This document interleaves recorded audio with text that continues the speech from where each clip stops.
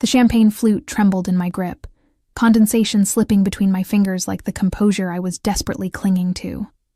The gallery hummed with polite laughter and the clink of expensive crystal, but all I could hear was the blood rushing in my ears as I spotted him across the room. David. My ex-fiancé stood near the Monet replica, his hand resting possessively on the lower back of a blonde woman draped in Chanel. 3 years had passed since he'd shattered our engagement, since he'd told me I was too ordinary for the life he wanted to build. 3 years since I'd packed my belongings from our shared apartment while he watched, arms crossed, not offering to help carry a single box. The gallery's air conditioning raised goosebumps on my arms, but I couldn't tell if it was the chill or the anxiety crawling up my spine. I'd come tonight because my best friend Maya insisted, "You need to get out, Emma. You can't hide forever." The irony wasn't lost on me. I wasn't hiding. I was surviving. I turned toward the exit, my black dress, a simple Calvin Klein I'd found at a consignment shop, suddenly feeling threadbare compared to the couture surrounding me. The scent of expensive perfume mixed with wine made my stomach turn. Emma? Emma Morrison? I froze. My maiden name. He didn't know. Of course he didn't know. Forcing my features into something resembling calm, I turned. David approached with that familiar swagger, the blonde trailing behind him like an accessory. His cologne, still that same Tom Ford he'd always worn, hit me like a physical assault, bringing back memories of arguments and ultimatums. "I thought that was you," he said, his eyes scanning me from head to toe in a way that made my skin crawl, not with desire, with appraisal, like I was livestock at auction. "Wow, you look exactly the same." The way he said it, I knew he didn't mean it as a compliment. "David." I managed to keep my voice steady, proud of myself for that small victory. "This is Vanessa." He gestured to the blonde, who extended a hand weighted down by what had to be a 3-carat diamond. "My fiancé. We're getting married in the Hamptons next month." "Congratulations," I murmured, the word tasting like ash. "And you?" Vanessa's voice dripped with practiced sweetness, the kind that barely concealed the knife underneath. "Are you here with someone?" Before I could formulate a response, David laughed, that same condescending chuckle I remembered from arguments about my career choices, my clothes, my friends. "No husband yet, Emma. Still waiting for your prince to come?" The words hit their target. I felt my cheeks burn, my throat tightening. Around us, conversations continued, oblivious to my humiliation. The gallery's white walls suddenly felt like they were closing in, the abstract art blurring into meaningless shapes. "Actually," I started, but David was already talking over me. "You know, I always wondered if you'd end up alone," he continued, and I could see Vanessa trying to hide a smirk. "You were always so picky, so unwilling to compromise. I tried to help you see what you needed to change, but..." He shrugged, as if my entire existence was a failed project he'd abandoned. Something inside me snapped. Maybe it was the way he stood there, so smug, so certain of my failure. Maybe it was the 3 years of rebuilding myself, of learning to stand on my own, only to have him try to knock me down again with a few casual words. "I'm married," I said quietly. The words hung in the air between us. David's expression shifted from amusement to confusion to something that looked almost like concern. "You're... what?" "Married." I lifted my left hand, where the platinum band caught the gallery lights. It was simple, elegant, and had cost more than David made in 6 months, though he didn't need to know that. 6 months ago. Vanessa's perfectly microbladed eyebrows rose. "Oh? To whom?" The question felt like a trap. I opened my mouth, unsure what to say. My husband and I had agreed to keep things private. His world and mine existed in separate spheres, and we'd both preferred it that way. The arrangement was simple. I got security. He got... well, I was still trying to understand what he got out of it. "That's private," I said, the words sounding defensive even to my own ears. David's laugh was sharper now, edged with something ugly. "Private? Or imaginary?" He leaned closer, and I caught a whiff of whiskey beneath the cologne. "Come on, Emma.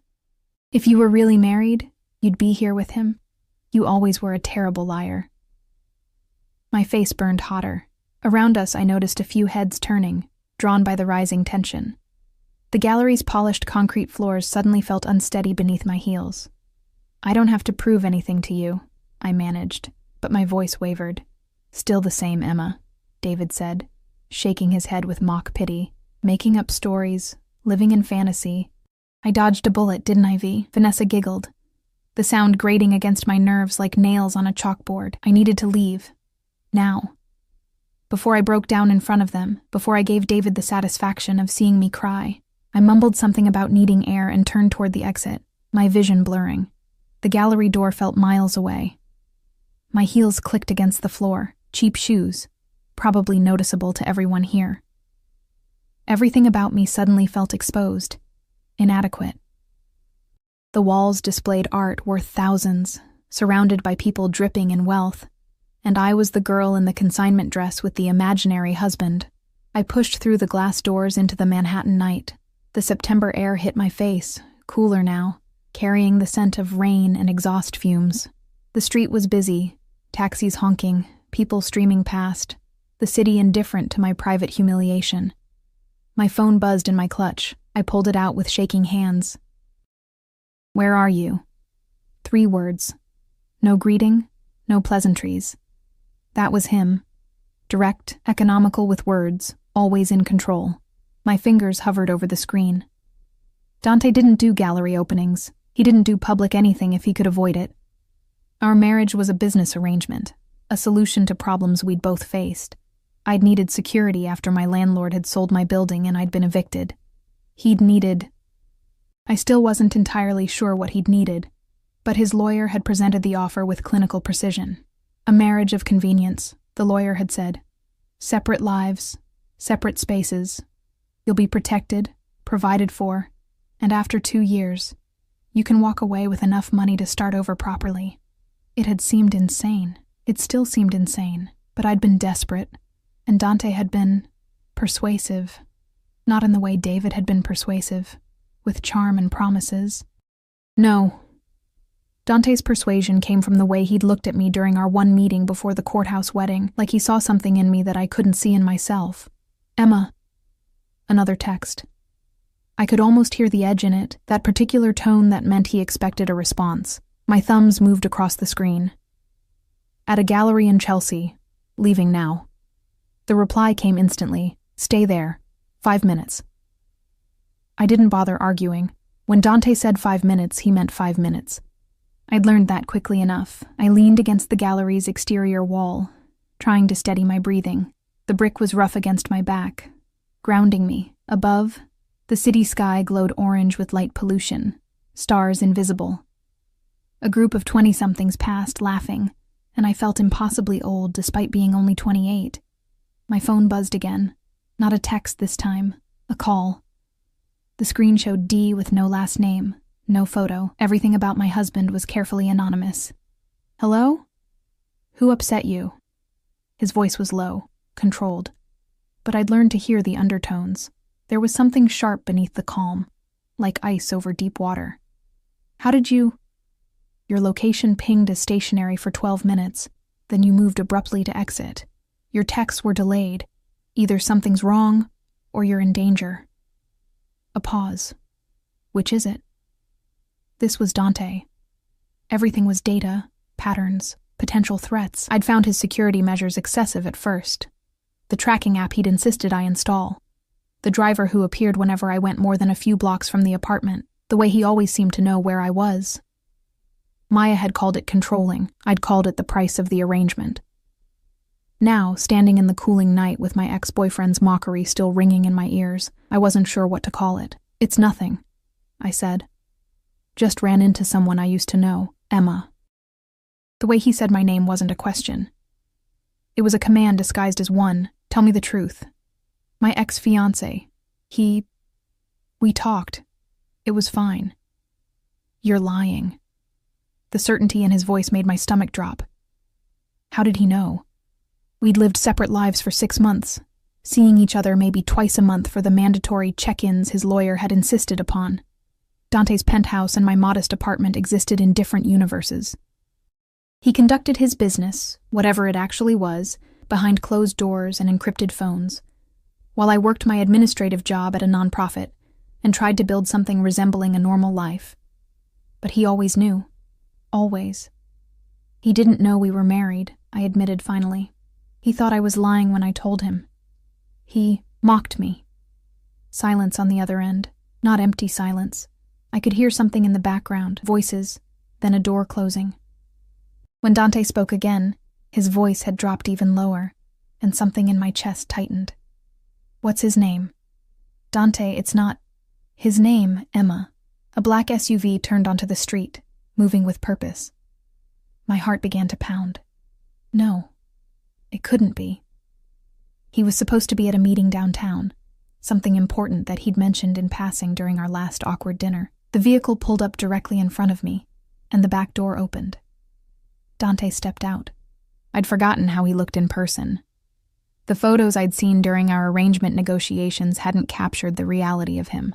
Tall, built like someone who knew how to handle himself, wearing a Tom Ford suit that probably cost more than my monthly rent used to be. But it was his face that always caught me off guard. Sharp features, dark eyes that missed nothing, and that mouth that rarely smiled but somehow conveyed volumes. 2 men emerged from the front seats, positioned on either side. Security. Always security. Dante's gaze locked onto mine, and I stopped breathing. He moved toward me with fluid grace, each step deliberate. The scent of his cologne, something dark and expensive, cedar and amber, reached me before he did. You're shaking, he observed, his hand reaching up to cup my elbow. His touch was warm, steady, and completely unexpected. We didn't touch. That wasn't part of the arrangement. I'm fine, I whispered, but my traitorous body leaned slightly into his stability. His eyes narrowed, then moved past me to the gallery entrance. He's in there. Dante, please. It's not worth... But he was already moving, his hand still on my elbow, guiding me. No, pulling me. Back toward the entrance. The security detail flanked us, and suddenly we weren't just 3 people entering a gallery. We were something else entirely. The moment we stepped inside, conversations faltered, heads turned. The air itself seemed to shift, recognizing something I'd been too naive to fully understand about the man I'd married in a courthouse 6 months ago. Dante's gaze swept the room with predatory precision, and I watched the color drain from the gallery owner's face as she started toward us, her expression shifting from confusion to recognition to something that looked like fear. Mr. Moretti, she stammered. We weren't expecting... My wife was here, Dante said quietly, each word precise. Someone made her uncomfortable. I'd like to know who. My wife.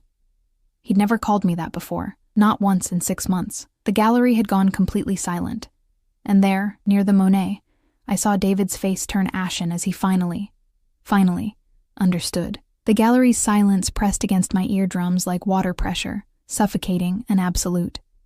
Every eye in the room had shifted from the art to us, to Dante's hand still firm on my elbow, to the 2 men flanking us with the stillness of coiled violence, to the way the space itself seemed to rearrange around his presence. I'd never seen him like this. In our brief clinical meetings, Dante had been controlled, almost cold. Professional. He'd discussed the terms of our arrangement with the detachment of someone negotiating a business contract, which, I supposed, was exactly what it had been. But this was different.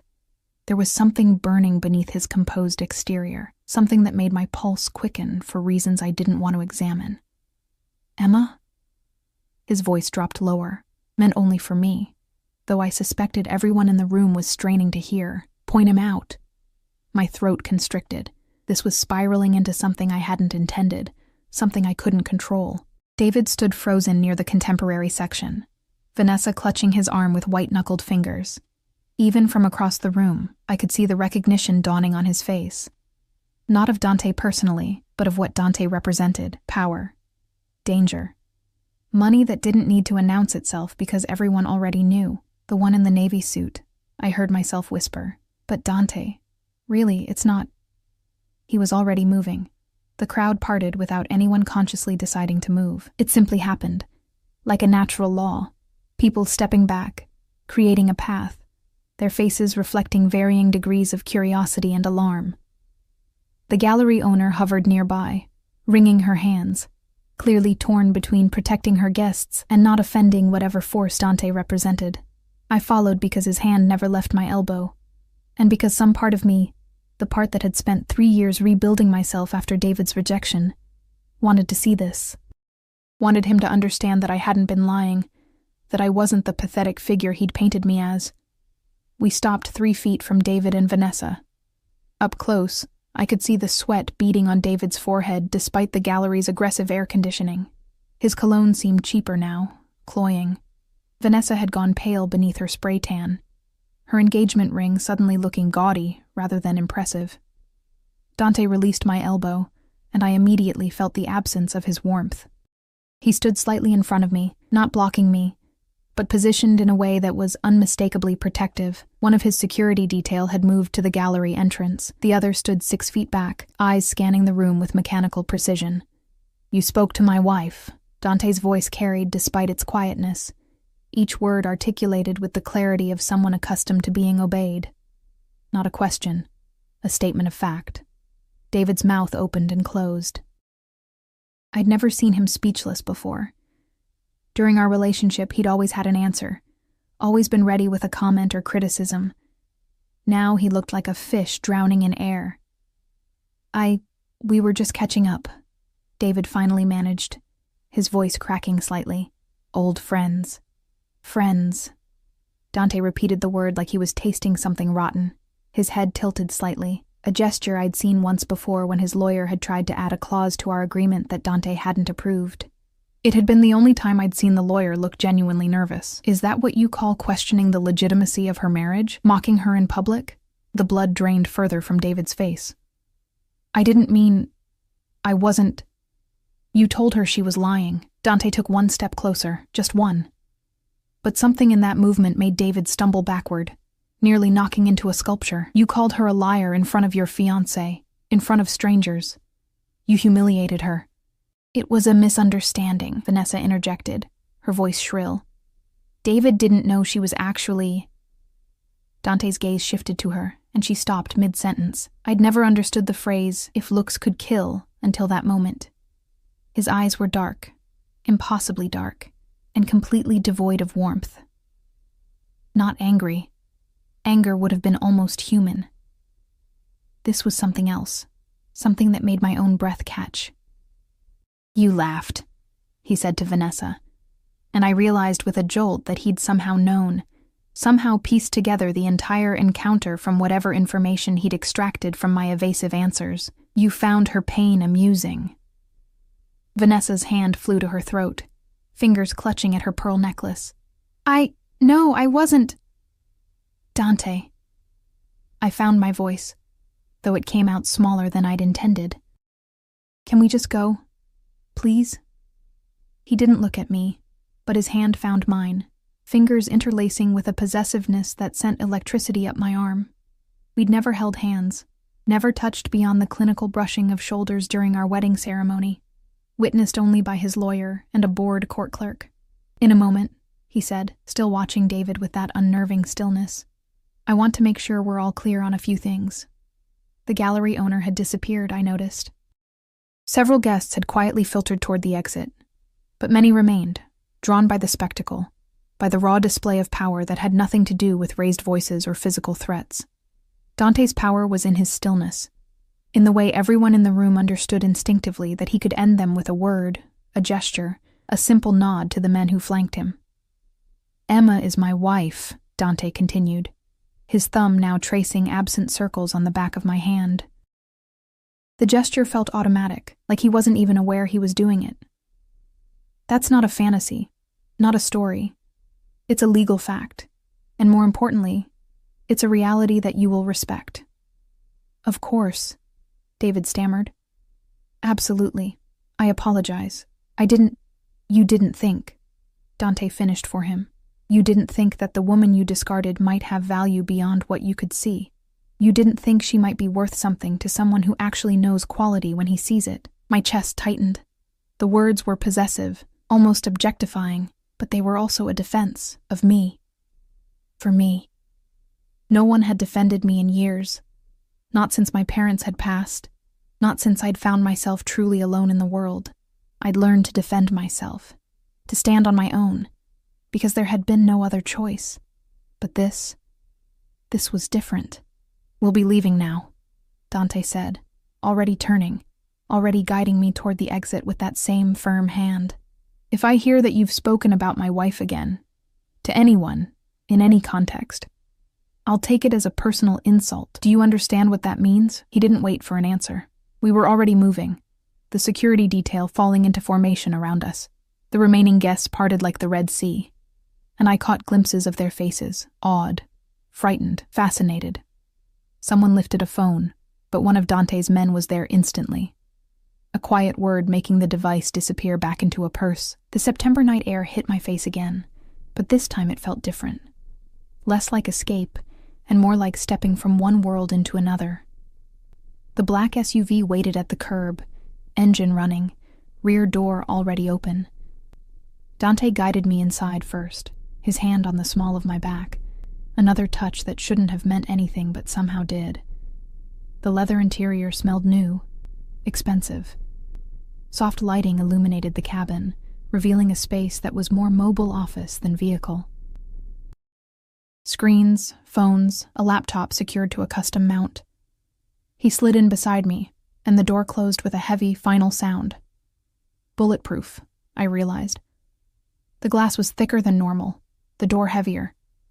This wasn't just luxury, it was protection. The vehicle pulled away from the curb with smooth precision, and only then did Dante release a breath I hadn't realized he'd been holding. "Are you hurt?" he asked, turning to face me fully for the first time. The question caught me off guard. "What?" "No, he just said some things. Things that made you shake, things that made you lie to me when I asked what was wrong." His hand came up, fingers catching my chin with gentle but insistent pressure, turning my face toward his. "Look at me." I did. In the SUV's dim lighting, his features were sharper, more defined. There were scars I'd never noticed before. A thin line along his jaw, another above his left eyebrow. His eyes searched mine with an intensity that made me want to look away, but his grip prevented it. "I'm fine," I whispered. "Really? You didn't have to do all that." "Yes," he said quietly, "I did." "Why?" The question escaped before I could stop it. "We barely know each other. This is just an arrangement. You said it yourself. 2 years, separate lives. Then we're done." Something flickered across his face, too quick to identify. His thumb brushed along my jawline, the touch feather-light but impossible to ignore. "That was the agreement," he acknowledged. "But agreements can be renegotiated." My heart hammered against my ribs. "What does that mean?" Instead of answering, he released my chin and reached for one of the phones mounted near his seat. His fingers moved across the screen with practiced efficiency, pulling up something I couldn't see. "David Morrison," he read aloud, his voice taking on that clinical quality again. "Works in commercial real estate, mid-level position at Meridian Properties. Engaged to Vanessa Chen, daughter of the Chen family. Old money, slowly disappearing money. He's leveraged to his eyeballs, trying to maintain an image he can't afford." I stared at him. "How do you... You've had him for less than 20 minutes. 18 minutes, Dante corrected, still scrolling. "His company is 3 months behind on payments to one of my associates. Interesting that he's planning a Hampton wedding when he can't even pay his commercial debts. Your associates." I repeated the word carefully, tasting the implications. Dante's eyes lifted from the screen, meeting mine. In that moment, I saw the truth I'd been carefully avoiding for 6 months. The separate lives, the security detail, the way people responded to his name. It all crystallized into understanding. "What exactly is it that you do?" I asked, though part of me didn't want the answer. A ghost of a smile touched his lips. "I solve problems." "That's not an answer. It's the only answer you need." He set the phone down, his full attention returning to me. "What you do need to know is this. You're mine to protect now. That's not conditional on our arrangement or its timeline. Anyone who hurts you answers to me." The possessiveness in his words should have frightened me. should have sent me scrambling for the door. Arrangement or no arrangement. Instead, something warm unfurled in my chest, dangerous and unwanted. "I can protect myself," I said, but the words lacked conviction. "I know you can." His hand found mine again, fingers threading through with that same easy possession. "You've been doing it for years, but you don't have to anymore." The SUV turned onto a street I didn't recognize, heading away from my modest apartment in Brooklyn. I should have asked where we were going. Should have protested. Instead, I sat there with my hand in his, feeling the calluses on his palms, the strength in his grip, and wondered when exactly the arrangement had started feeling like something else. "Where are we going?" I finally managed. "My place." He said it casually, like it was obvious. "You're not going back to that apartment tonight." "Dante, I have work tomorrow. I need my things already handled." "Someone's packing what you need and will deliver it within the hour." His thumb resumed those maddening circles on my skin. "You'll stay with me tonight. We need to talk." "About what?" He turned to look at me fully, and the intensity in his gaze made my breath catch. "About what happens next." The penthouse occupied the entire 42nd floor of a building I'd only ever seen from street level. The kind of address that showed up in architectural magazines and celebrity gossip columns. The private elevator opened directly into the foyer, and I stepped out onto marble floors that gleamed like still water, my cheap heels clicking too loudly in the silence. Floor-to-ceiling windows dominated the far wall, offering a view of Manhattan that seemed impossible.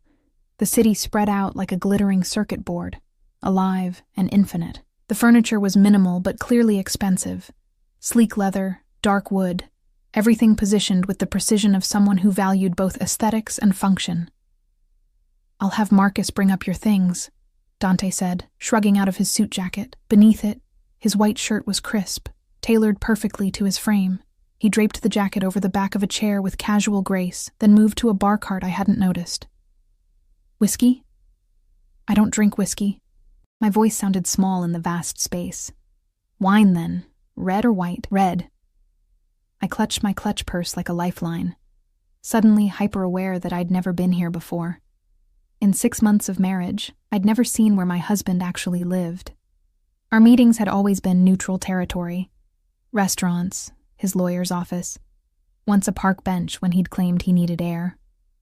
He poured with the same efficiency he brought to everything, returning with 2 glasses. The wine was deep crimson, probably costing more per bottle than I made in a week. I took it with trembling fingers, grateful for something to hold.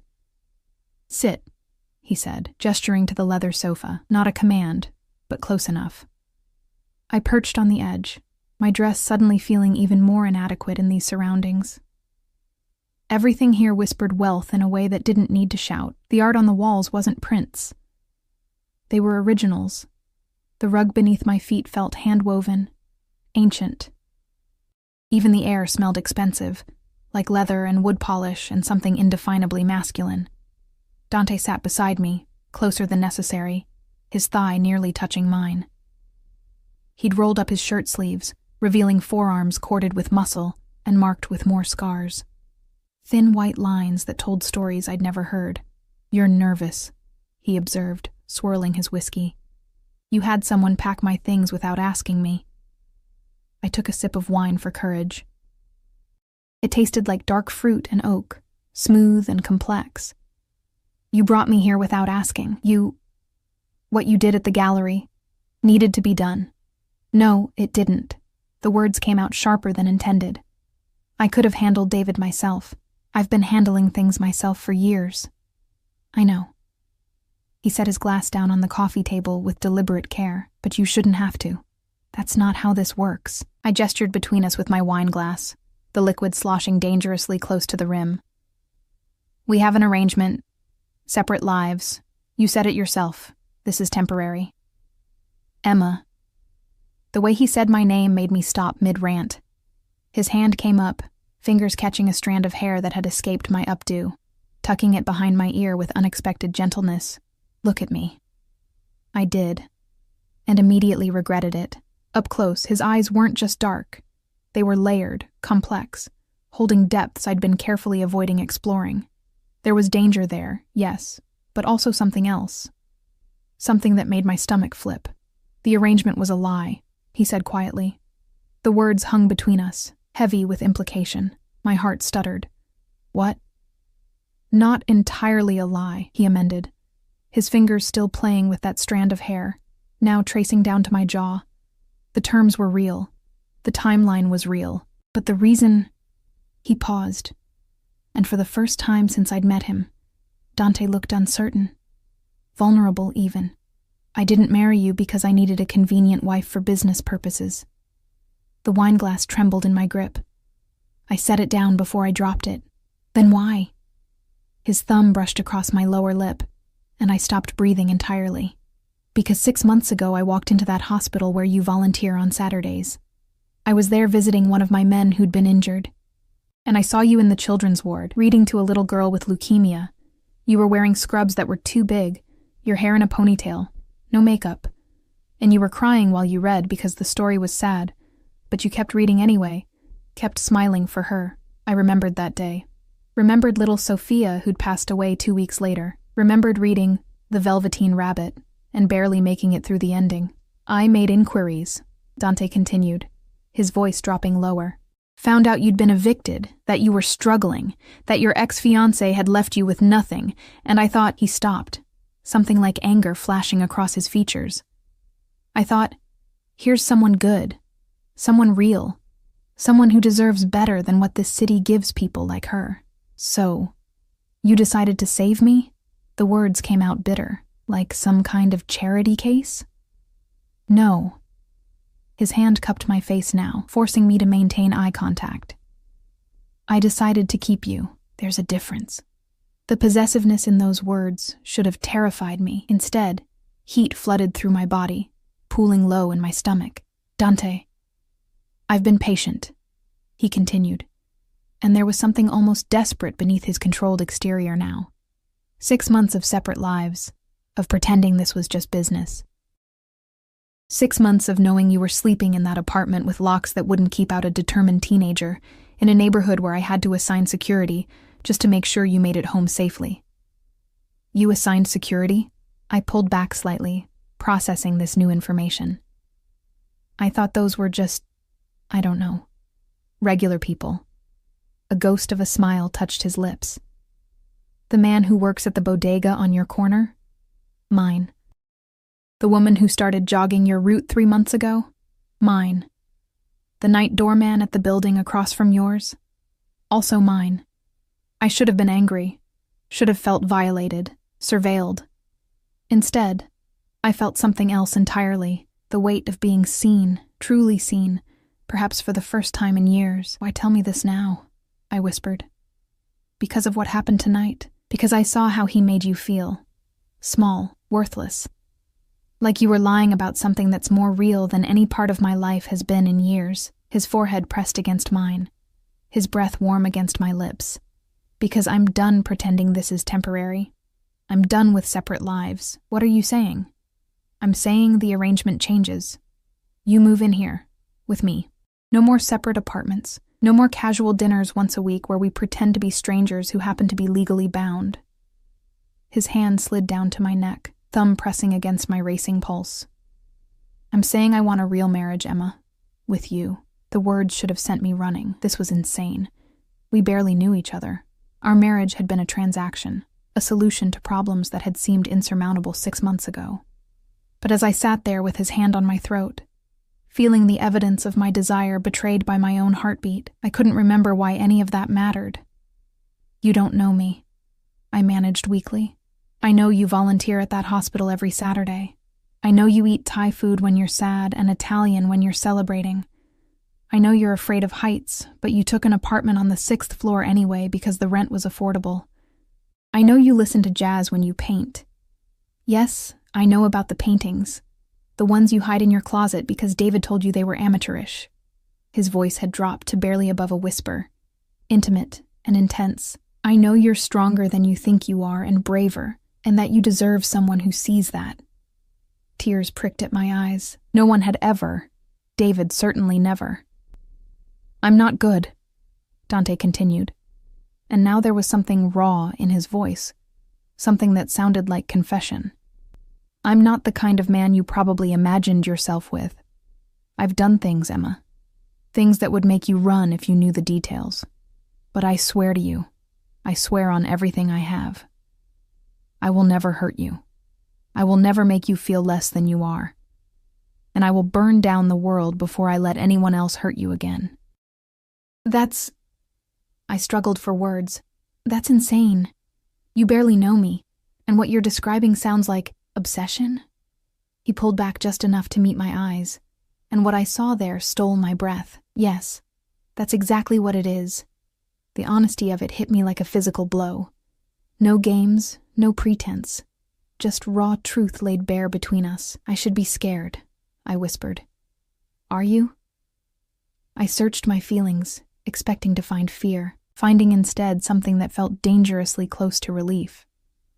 To want. To the terrifying possibility of being cherished by someone who actually saw me. No, I admitted, I'm not. Something in his expression shifted. Triumph mixed with tenderness, mixed with that ever-present hunger. Then say yes. To what, exactly? To staying. To letting me court you properly, the way I should have from the beginning. To giving this, us, a real chance. His hand tightened slightly on my throat, possessive but careful. To being mine in more than just name. The word mine sent a shiver down my spine. 6 months ago, I would have bristled at the possessiveness, at the implication of ownership. David had tried to own me, to mold me into something he found acceptable. This felt different. Dante wasn't trying to change me. He was trying to claim me, exactly as I was. What about the 2-year timeline? I asked, stalling, needing to understand the full scope of what he was offering. Fuck the timeline. The profanity sounded almost shocking coming from him. I want forever, Emma. I want to wake up next to you. I want to come home to you. I want every man who looks at you to know exactly who you belong to. I don't belong to anyone, I said automatically, but the protest sounded weak even to my own ears. Don't you? His thumb traced my lower lip again, and I couldn't suppress the small gasp that escaped. Your body's already saying yes, even if your mind is still catching up. He was right. My pulse raced where his hand rested against my throat. My skin felt electric everywhere he touched. My breath came shallow and quick, and the warmth that had been pooling in my stomach had spread throughout my entire body. I need time, I whispered, even as I leaned into his touch. This is all. It's too much, too fast.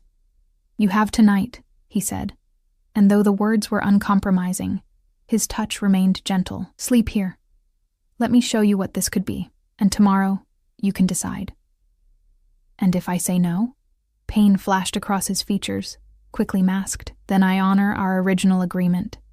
2 years, separate lives, and then you're free to go. His hand dropped from my throat, leaving me feeling oddly bereft.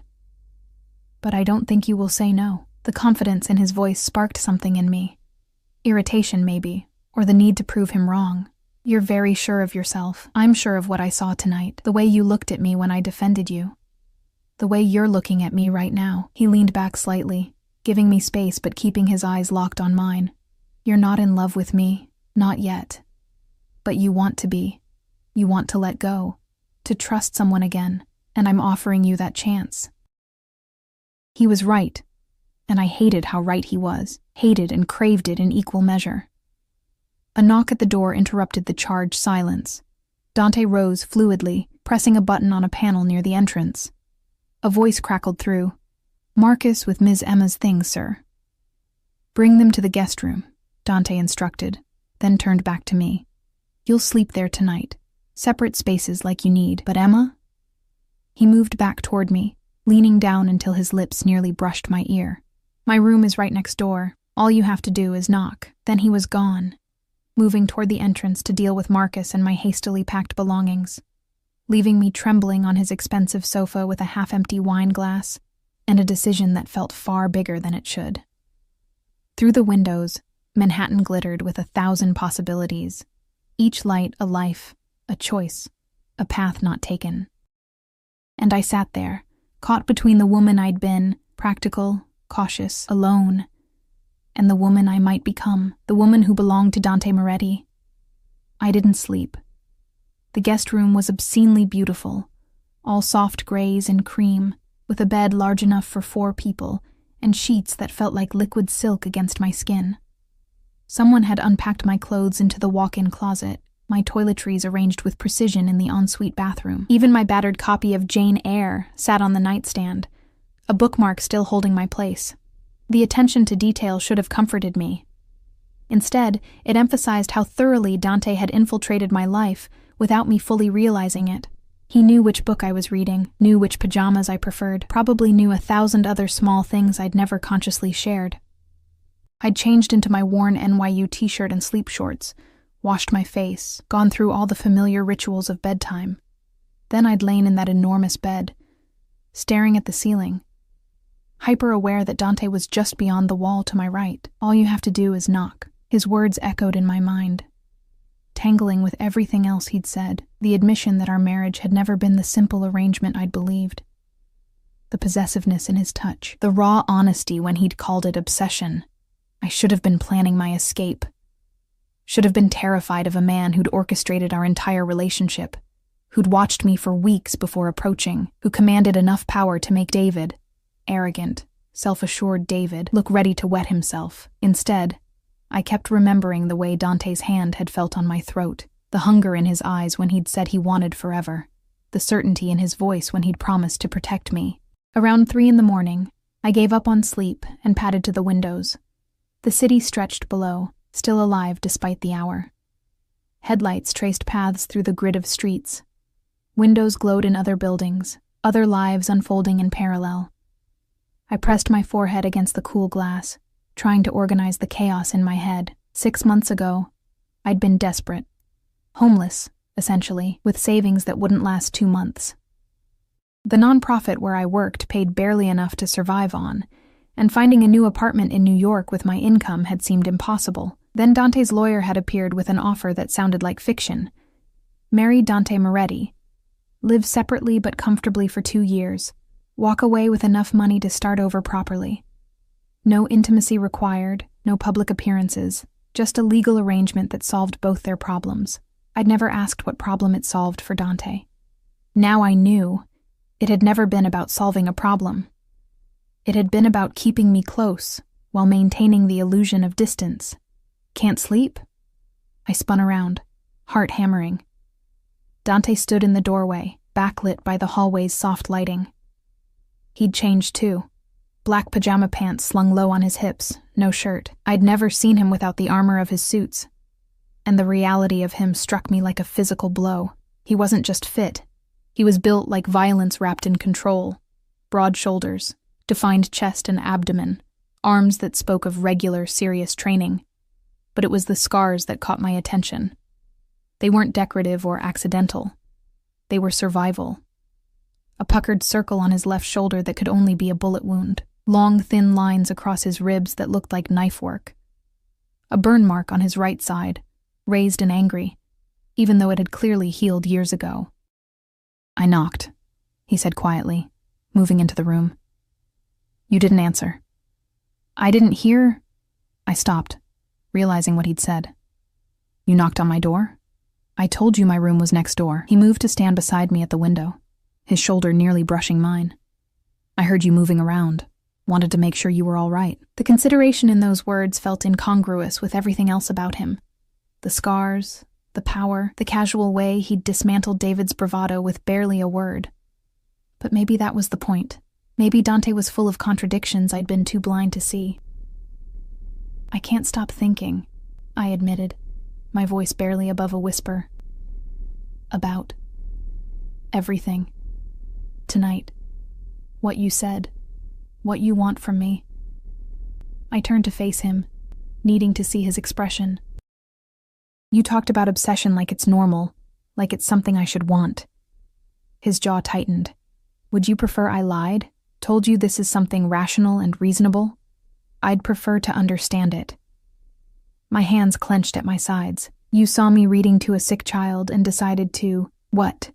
Rearrange your entire life to keep me? Yes. No hesitation, no softening of the truth. That's insane. Probably. He turned to face me fully, and the intensity in his gaze made my breath catch. but I've spent my entire adult life in a world where everything is calculated, where trust is currency and vulnerability is weakness, where the only thing that matters is power and the will to use it. His hand came up, fingers tracing the line of my jaw with devastating gentleness. And then I saw you crying over a children's book, giving your time to kids you don't know, being soft in a world that punishes softness. And I thought, I want that. I want to protect that. I want to keep something good in my life before this world destroys it. I'm not some fragile thing that needs protecting, I protested, but my voice wavered. No, he agreed, you're not. You survived your parents' death. You survived David's abandonment. You survived being alone in a city that eats people alive, and you did it with your kindness intact. That's not fragile, Emma. That's steel wrapped in silk. No one had ever described me that way. David had called me weak, too emotional, too soft for the real world, had said I needed to toughen up, be more practical, less naive. Dante was saying the opposite, that my softness was strength, not weakness. What if I can't be what you want? I whispered, voicing my deepest fear. What if you've built up some fantasy in your head and the reality disappoints you? His thumb brushed across my lower lip, the touch sending electricity down my spine. You could never disappoint me. You don't know that. I do. He stepped closer, and I could feel the heat radiating from his bare skin, because I'm not asking you to be anything other than exactly what you are. I don't want to change you, Emma. I want to worship you. The word hung between us, weighted with promise and danger. My heart hammered so hard I was sure he could hear it. This is crazy, I breathed. But I didn't move away. Yes, he agreed, his other hand coming up to frame my face. But sometimes the crazy choice is the right one. I should have argued, should have maintained distance, insisted on thinking clearly without his hands on me, without his body so close I could count his heartbeats. But I was tired of being practical, tired of being careful, tired of protecting myself from potential hurt by never letting anyone close enough to inflict it. One condition, I heard myself say. His eyes darkened with something that looked like hope. Name it. Honesty. Complete honesty. I placed my hands on his chest, feeling the steady thrum of his heart beneath my palms. I know you're not going to tell me everything about your business. I'm not stupid, Dante. I know what you are, or at least what you probably are. But about us, about this. No more secrets. No more watching me without my knowledge. No more arranged coincidences. Something like pain flickered across his features. The security stays. That's non-negotiable. I'm not asking you to remove it. I'm asking you to tell me about it. Let me know who's watching, where, why. My fingers curled against his skin.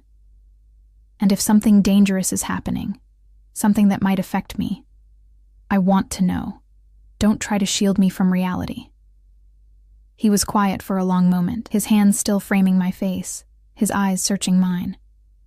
Finally, he nodded. All right. Honesty about us, about what affects you.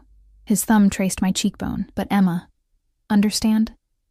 Some things I can't tell you, not because I want to keep secrets, but because knowing them would put you in danger.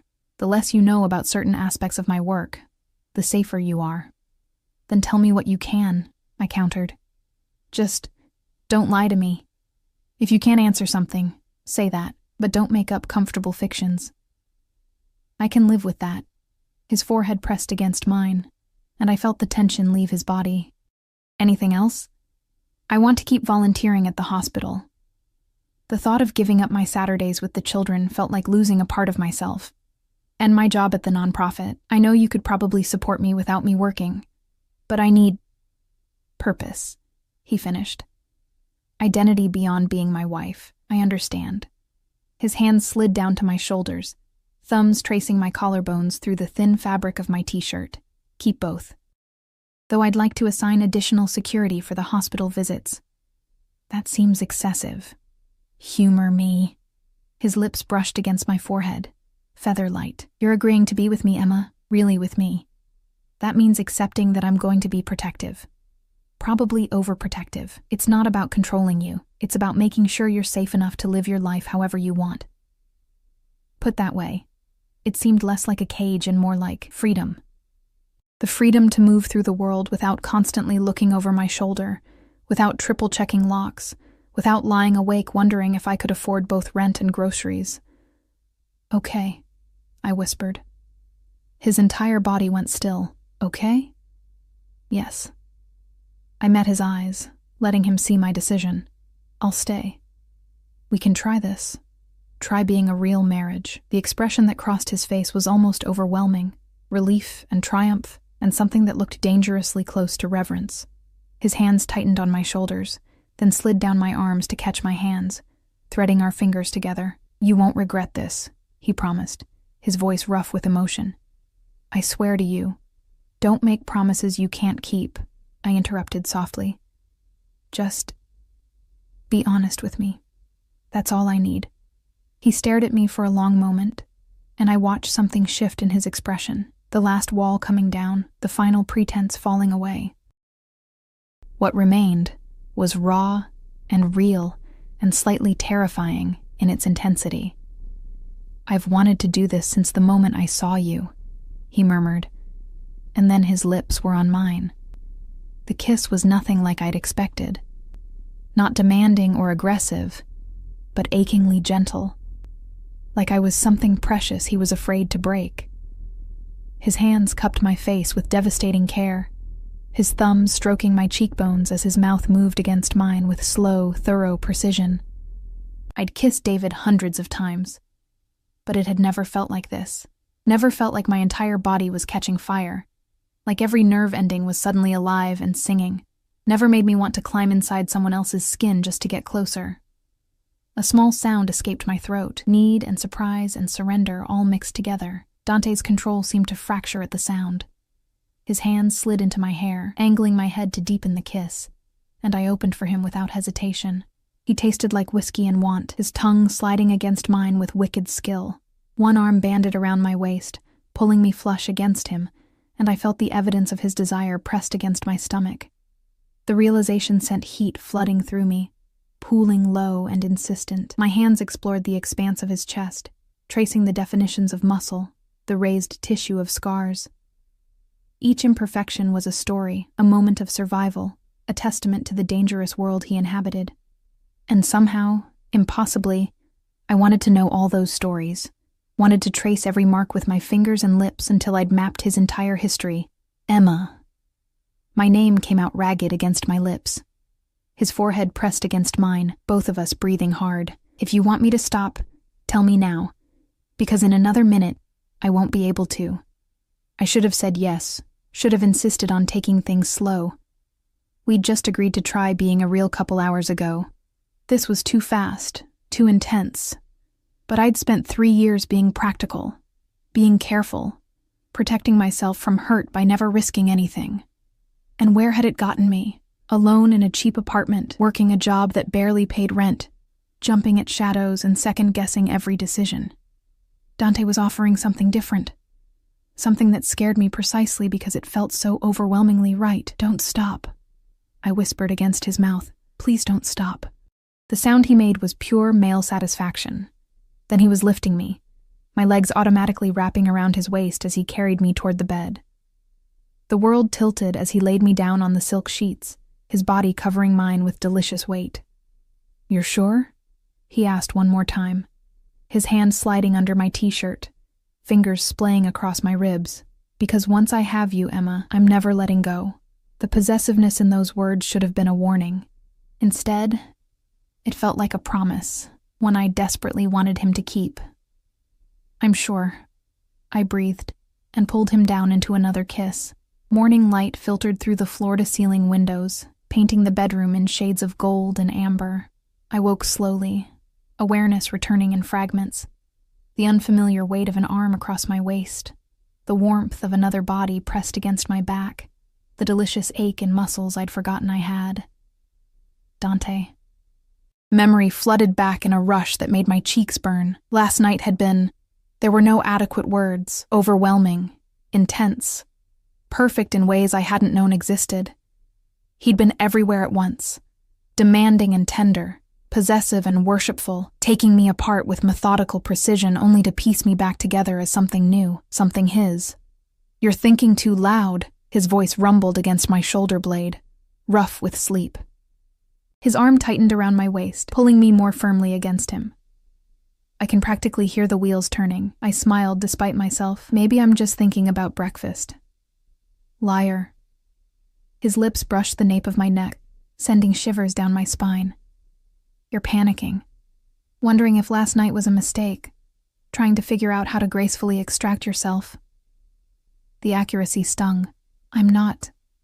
Emma." He shifted, turning me in his arms until I faced him. In the morning light, he was devastatingly beautiful, dark hair mussed from sleep and my fingers, stubble shadowing his jaw, those eyes watching me with unnerving perception. "Don't run from this. From us." "I'm not running," I protested, but couldn't quite meet his gaze. His finger caught my chin, forcing eye contact. "You are. In your head, you're already halfway out the door, already convincing yourself this was just physical, that it doesn't change anything. Does it?" The question came out smaller than intended. "Change anything, I mean. We slept together, but that doesn't automatically make us mine." He finished, his voice dropping to that dangerous register that made my stomach flip. "Yes, it does. You agreed last night before we touched. You said you'd stay, that we'd try being a real marriage, or did you think I'd let you take that back in the morning light?" The possessiveness should have rankled. Instead, it sent warmth spreading through my chest. "I didn't say I was taking it back." "Then what's the problem?" I struggled to articulate the tangle of emotions. "It's just fast. Yesterday morning I woke up in my apartment thinking about grocery shopping and whether I needed to do laundry. Now I'm here, in your bed, and everything's different. It feels like vertigo." Understanding softened his features. "Change is supposed to feel disorienting." His thumb traced my lower lip, the gesture already becoming familiar. "But Emma, this isn't as sudden as you think. We've been married 6 months. We've been orbiting each other, learning each other, even if you didn't realize it. Last night was just finally admitting what was already there. You've been learning me," I corrected. "I didn't even know where you lived. Fair point." He shifted onto his back, pulling me with him until I lay sprawled across his chest. His hand traced lazy patterns on my spine, soothing and arousing in equal measure. "So ask me. Whatever you want to know.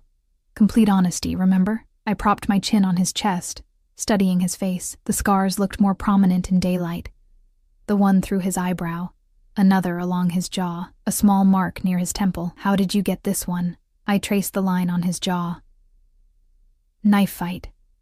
I was 19, stupid, and thought I had something to prove to my father's enemies." His expression darkened slightly. "I learned quickly that bravado without skill just gets you killed. Your father? Dead now. Heart attack 3 years ago, though the stress of running an empire probably contributed." He said it matter-of-factly, without sentiment. "He built what I have now, the legitimate businesses, the less legitimate ones, the network of people who owe favors and those who owe fear, and you inherited all of it. Yes." No apology in his tone. "I was raised for this, Emma, trained from childhood to take over. There was never another option." I traced another scar, this one on his shoulder. "Bullet?" "Attempted coup. Someone thought they could take my territory by removing me." His hand caught mine, stilling my exploration. "They were wrong." "Did you kill them?" He met my eyes steadily. "Yes." I should have been horrified, should have pulled away, seen him as a monster. Instead, I felt a strange sort of relief at his honesty. "Do you do that often? Kill people? Define often." He seemed to consider his words carefully. "I'm not a psychopath, Emma. I don't enjoy it. But in my world, weakness is death. If someone comes for me or mine, I end the threat permanently. It's survival, not sadism. And I'm yours now," I said slowly, understanding the implications. "Which means anyone who threatens me becomes my problem to solve." His hand tightened on mine. "Yes."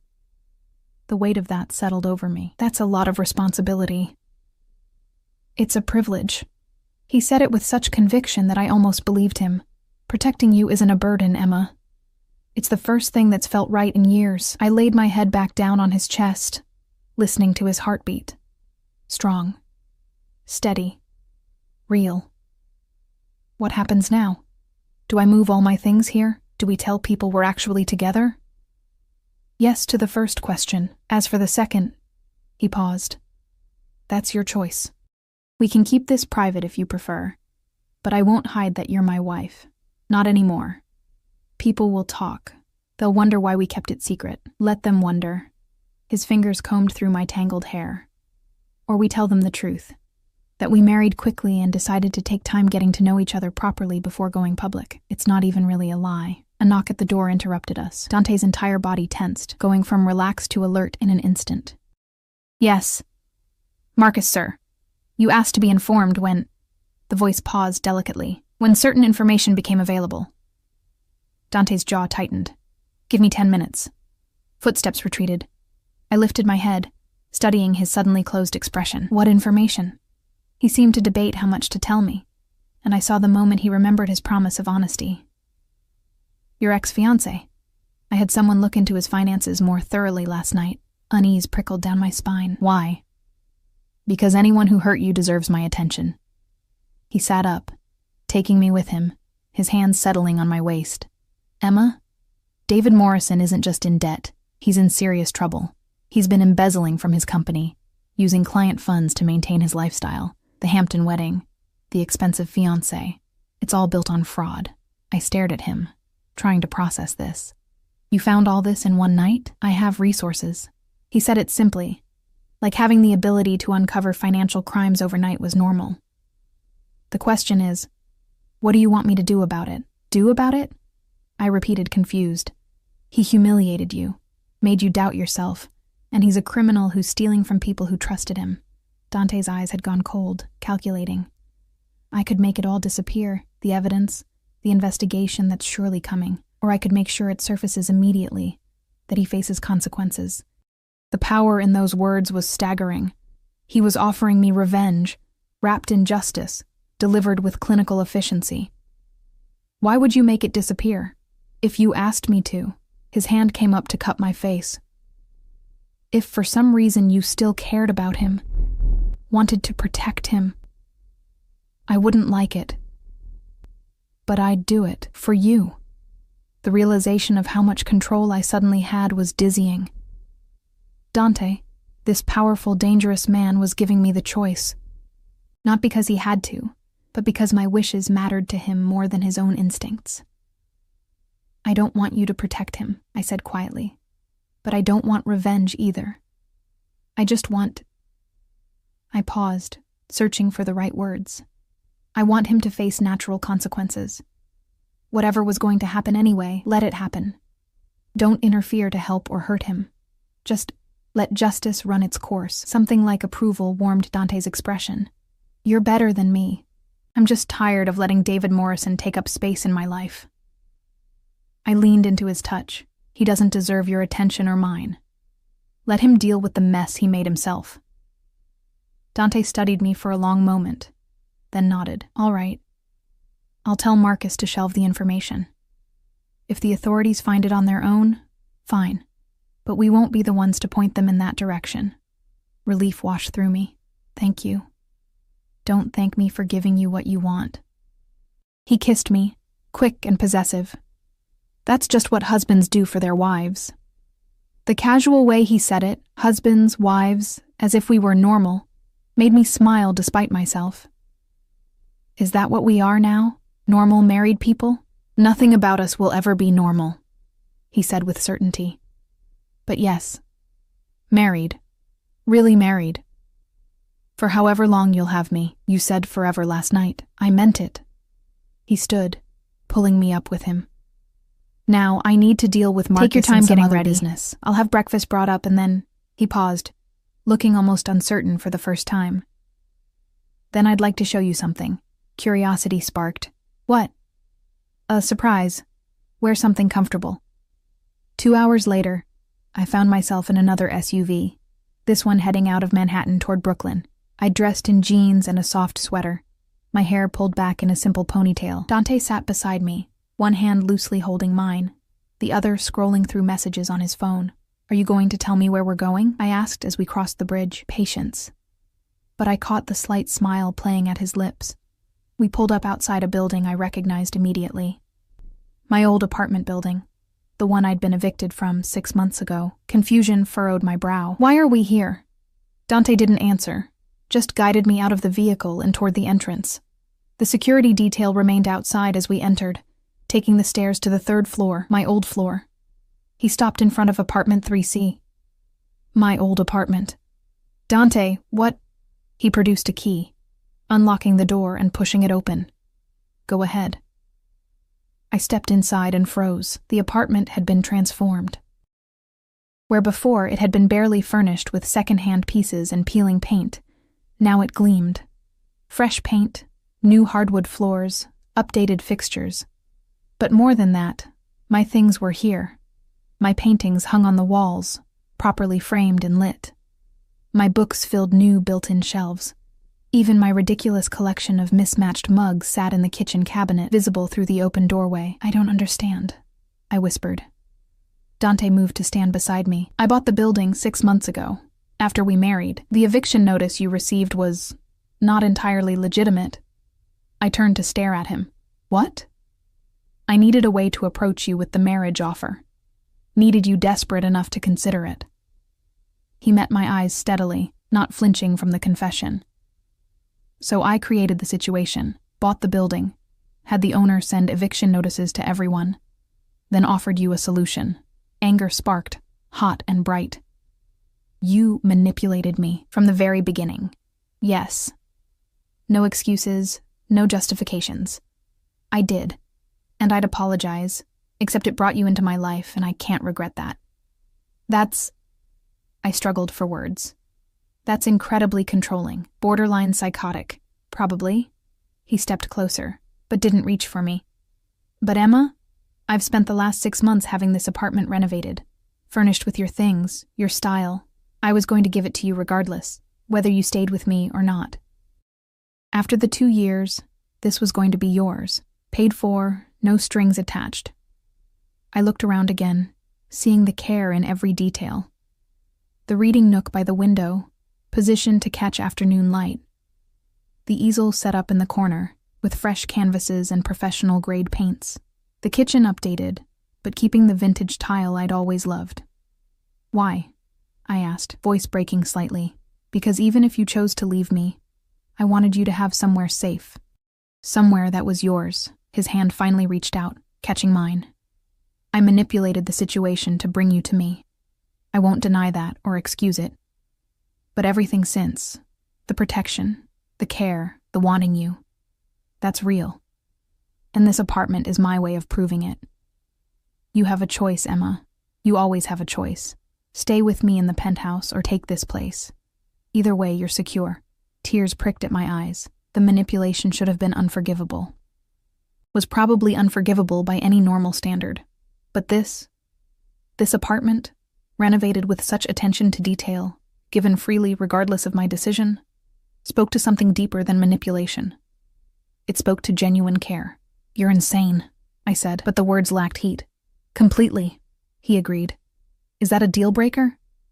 I thought about David, who had taken and taken without ever giving back, who had made me small to make himself feel big, who had left me with nothing and felt justified doing it. Then I looked at Dante, who had orchestrated our meeting through morally questionable means, but who had spent 6 months ensuring I'd land on my feet regardless of whether he got what he wanted, who defended me against casual cruelty, who wanted to keep me, protect me, worship me. His words, exactly as I was. "I should probably say yes," I admitted. "Normal people would say yes, but you're not normal people." He said it with such certainty, such acceptance. "You're the woman who cries over children's books and volunteers every Saturday and sees the good in people even when they don't deserve it. You're the woman who asked me to let your ex face natural consequences instead of crushing him. You're Emma." My Emma. The possessiveness in those words settled into my bones, feeling less like a cage and more like coming home. "I'm still angry about the manipulation," I said. "You should be. And I'm keeping this apartment, as backup, just in case." Something flickered in his expression, hurt, maybe, or fear. But he nodded. Fair enough. But I'm staying with you. I stepped closer, placing my free hand on his chest. In the penthouse, as your wife. Really, your wife. The relief that washed over his features was profound. He pulled me against him, one hand tangling in my hair, the other banding around my waist. You won't regret this. I might, I said honestly, looking up at him. This is probably the craziest decision I've ever made. You're possessive and controlling, and you manipulated me into marriage. True. He didn't even try to deny it. But you're also honest, now, at least, and you see me. Really see me. Not who you want me to be, but who I actually am. I pressed closer, feeling his heartbeat against my chest. So yes, I choose this. I choose you. Obsession, overprotectiveness, and all. The kiss he gave me was different from the ones before, less about desire and more about sealing a promise. When he finally pulled back, his forehead rested against mine, and I could see the truth written in every line of his face. This man, dangerous, powerful, slightly unhinged, loved me, maybe not in the way normal people loved, but with a fierce, consuming intensity that both terrified and thrilled me. Thank you, he whispered. For what? For taking a chance on the monster. I reached up, tracing the scar along his jaw. You're not a monster. You're just a man who loves dangerously. I smiled slightly. Lucky for you, I'm apparently into that. His laugh was surprised, genuine. Lucky for me indeed. We stood there in my renovated apartment, wrapped in each other. As afternoon light painted everything gold, outside the city continued its endless rhythm. But in here, in this moment, we existed in our own universe, complicated, messy, and perfectly imperfect. 6 months ago, I'd married a stranger out of desperation. Today I was choosing him again, knowingly and completely, not because I had to, but because somewhere in the chaos of his obsession and my vulnerability, we'd found something real, something worth fighting for, something that felt impossibly, terrifyingly like love. Take me home, I said softly. The penthouse? Yes. I pressed a kiss to his jaw. Our home. The smile that lit his face was worth every risk, every fear, every moment of uncertainty. And as we left the apartment hand in hand, his security detail falling into formation around us, I realized something profound. I'd spent 3 years protecting myself from hurt by never letting anyone close. But maybe the bravest thing I could do wasn't protecting my heart. It was giving it away to someone who would guard it more fiercely than I ever could. Even if that someone was a mafia boss with an obsession problem and a tendency toward overprotectiveness. Maybe especially then, 3 weeks later, I sat in the children's ward at the hospital, reading to Sophia's younger sister Maria. Dante's security detail waited outside, discreet but present. My paintings hung in the penthouse now, properly lit and admired. My clothes filled half of Dante's closet, our closet. And every night, I fell asleep in his arms, safe and cherished and exactly where I belonged. Maya had nearly fainted when I'd finally told her the truth, all of it. The arranged marriage, the obsession, the manipulation, the decision to make it real. She'd called me crazy, then hugged me tight and said she'd never seen me happier. She was right. David's arrest had made the news last week. Embezzlement, fraud, facing years in prison.